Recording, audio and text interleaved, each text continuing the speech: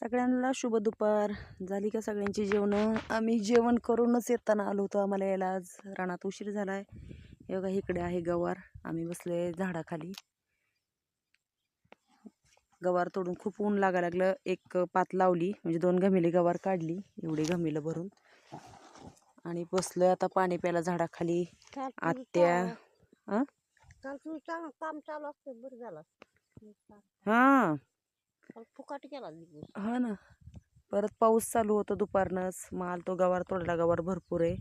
एक ठिकाणी निघल आहे ना, जास्त निघेल गवार. मग असं ऊन लागायला लागलं म्हणून बसलो झाडाखाली, पाणी पिलोय. आता परत काढतोय. काय करायचं, परत उरकणार नाही. उद्या मामाला न्यायची आहे बुधवारला गवार. आणि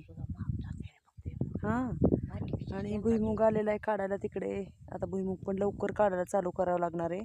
तर असं जर सगळं वातावरण झालं